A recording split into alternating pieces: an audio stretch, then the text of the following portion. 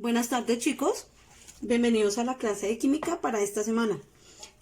Varias cositas antes de empezar. La primera, por favor regístrense en la plataforma con su nombre, porque es que ya saben que me toca calificar a todos los chicos del colegio y es bastante complicado cuando no los encuentro por su nombre. Gracias. Lo primero que tenemos que recordar es la organización de la tabla periódica, donde encontramos 7 periodos, 1, 2, 3, 4, 5, 6, 7, y la organización en grupos. Aquí tenemos 18 grupos, pero no olviden que tendríamos el grupo 1A, 2A, 3A, 4A, 5A, 6A, 7A, 8A, y siendo todos estos los elementos de transición o elementos de los grupos B.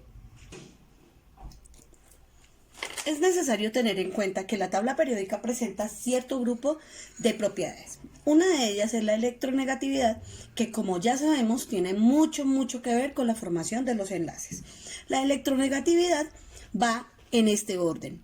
Este será el elemento más poco electronegativo, el que menos electronegatividad posee, y este será el que más electronegatividad posee. ¿Esto qué quiere decir? Que de abajo hacia arriba aumenta, siendo menos electronegativos los que estén abajo con respecto a los de arriba. Pero esa no es la única cualidad. La otra cualidad es que aumenta también de izquierda a derecha. Es decir que, ¿cuál será más electronegativo? ¿El sodio o el aluminio? Resulta que están sobre la misma línea, pero este aluminio está más a la derecha, por tanto será más electronegativo. Teniendo en cuenta esta propiedad, podemos definir la característica de iónico o covalente que tienen los enlaces. Este es un típico ejemplo de un enlace covalente. En este momento tenemos la figura en donde se hace la representación del metal, siendo este un enlace covalente no polar. No olviden, chicos, que deben estar copiando en el cuaderno la información. Este enlace se presenta porque un átomo tiene con el otro muy poca diferencia de electronegatividad. Entonces, en este caso, ahorita vamos a mirar la configuración electrónica y vamos a darnos cuenta que por diferencia de electronegatividades, entre estos dos elementos solamente existirán 0,4.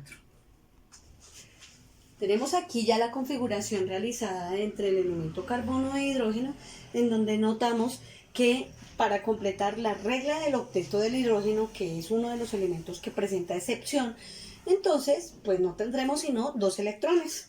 Mientras que para el carbono, que completa correctamente la regla del octeto, entonces tendremos los 4 electrones que tiene cada hidrógeno y los 4 electrones que tiene el carbono en su último nivel de energía. Para las diferencias de electronegatividades, entonces restaremos 2,5 menos 2,1 para un resultado de 0,4.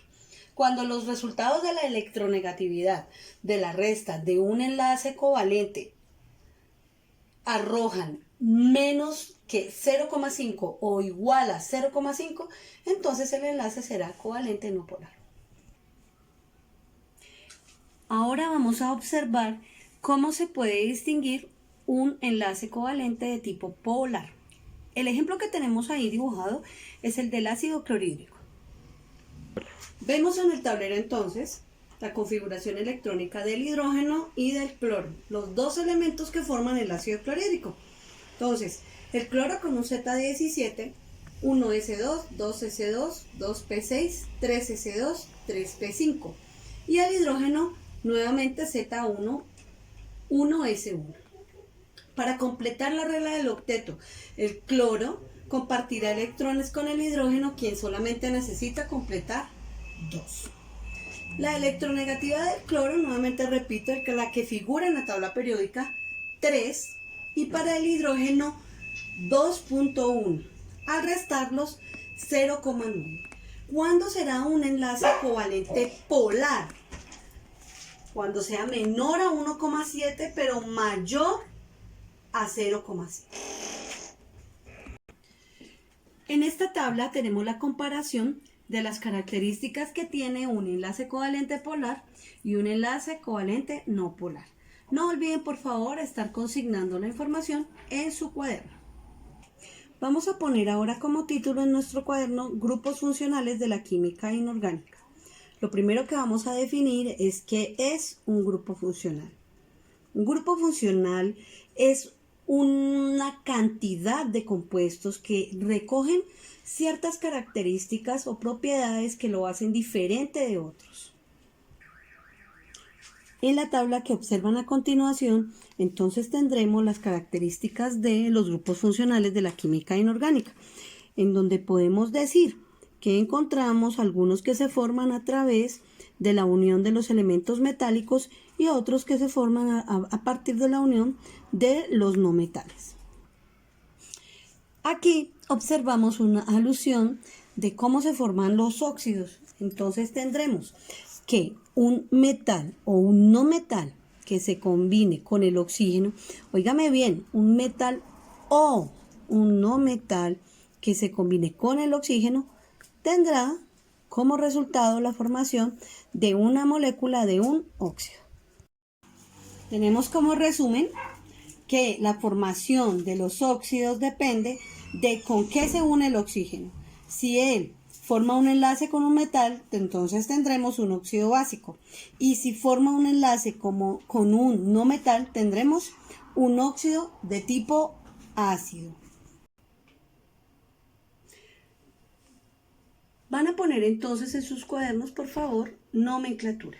Y definimos. ¿Qué es la nomenclatura? La nomenclatura es un idioma. Así como cuando nosotros aprendemos a hablar en química, hay un idioma para poder identificar los nombres de los compuestos. En este caso se llama nomenclatura. Es decir, que la definición de nomenclatura es lenguaje químico por el cual se le pueden asignar nombres a los compuestos. Tenemos en el tablero la información necesaria para poder crear todo nuestro sistema de nomenclatura. Al lado izquierdo tenemos los prefijos que se utilizan para indicar la cantidad de un átomo que tenemos. Mono, bi, tri, tetra, penta o hexa. Excúsenme, allá donde puse octa es hexa. Y ahorita ya lo borraremos. Y nomenclatura que puede ser de tres tipos. Stock, sistemática, tradicional. En la nomenclatura stock haremos uso de los estados de oxidación. ¿Cuáles? Los que hay en la tabla periódica. Ustedes ponen su tabla periódica y ahí dice estados de oxidación. Pues esos son los que vamos a utilizar cuando queremos asignar un nombre en nomenclatura stock. Sistemática hace uso de la cantidad de átomos. ¿Qué quiere decir? Hace uso de esos prefijos que tenemos allá escritos. Y finalmente la nomenclatura tradicional. Para poder hacer uso de estos prefijos y estos sufijos, yo hice que todo lo que es prefijo antes del nombre esté en marcado rosado y todo lo que es un sufijo que va al final esté en tinta azul. Ahí ya observamos la corrección pertinente en el prefijo para la cantidad de átomos 6. Aquí podemos ver, muchachos, entonces, que uno de los tipos de nomenclatura es la nomenclatura stock. La vamos a empezar a utilizar con los óxidos. Uno de los tipos de óxidos es los óxidos básicos. Se forman por la unión de un metal con el oxígeno. Entonces, allá en el primer ejemplo tenemos que hay 2 átomos de sodio. Ese número 2 que está allá como entero indica la cantidad de átomos que hay para formar la reacción. Entonces, 2 átomos de sodio más el oxígeno. Aquí tenemos ya la solución del primer ejemplo. Entonces, lo primero que hacemos es ir y buscar nuestro estado de oxidación. El sodio está en el grupo 1A y entonces su estado de oxidación será 1. Para el oxígeno siempre menos 2. Entonces, menos 2, menos 2 por 1. ¿Cuál 1? 1 es simplemente cuando está el símbolo. Cuando no hay ningún número, ya es una suposición de que está el número 1. Menos por más da menos y 2 por 1, 2. Acá, más por más, más. 2 por 1, 2. Tengo 2 menos 2, 0. Es decir, que la fórmula está correctamente realizada. El nombre en nomenclatura stock. Entonces voy a nombrar la función y dándome cuenta de que acá está el oxígeno en la posición derecha. Será un óxido ¿de quién? Del elemento sodio. La nomenclatura stock hace uso del estado de oxidación. Acá está el estado de oxidación, 1. Y lo pongo acá en número romano.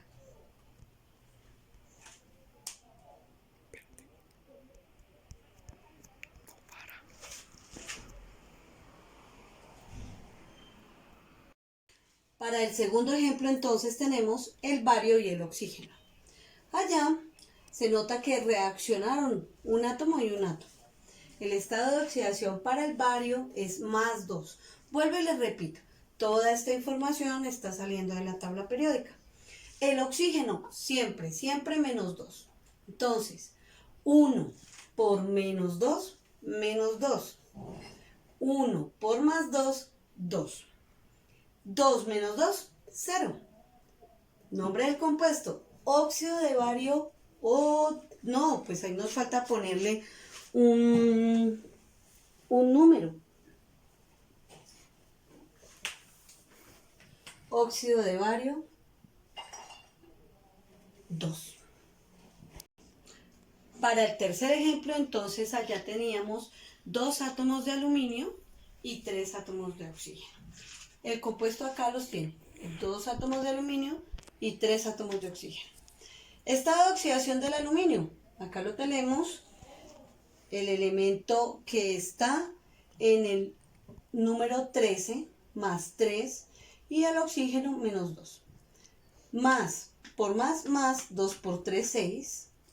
Más por menos, 3 por 2, 6. Más 6 menos 6, 0. Nombre del compuesto, óxido. Ya saben que óxido porque tenemos acá un oxígeno de aluminio. El nombre del elemento y el número 3, que es el estado de oxidación de ese elemento. Entonces ahora la nomenclatura sistemática. La sistemática es la que hace uso de esos prefijos que les escribí en la primera tablita que les mostré, donde hablan de la cantidad de átomos. Entonces aquí, ¿qué nos dice? Que para un solo átomo el prefijo será mono. ¿Cuántos óxidos? Uno solo. ¿Uno por qué? Porque aquí no tenemos ningún número. Entonces, mono, óxido, porque está la presencia del oxígeno, que indica que la función es óxido. ¿Monóxido de quién? De sodio. Podríamos decir de monosodio, pero cuando hay uno solo no hay necesidad de ponerle ese mono. Monóxido de sodio. Sodio, el elemento. En el segundo ejemplo teníamos monóxido, nuevamente un solo oxígeno de bario. Bario, el nombre del elemento que formó el óxido. Y en el tercer ejemplo tenemos 3 átomos de oxígeno. O sea, ¿cuántos óxidos? 3. Trióxido, revisen la tablita que les había ya dado. ¿De quién? De aluminio. Pero es que no hay un solo aluminio, muchachos, hay 2. Busco en los prefijos y me voy a dar cuenta que dice de bialuminio.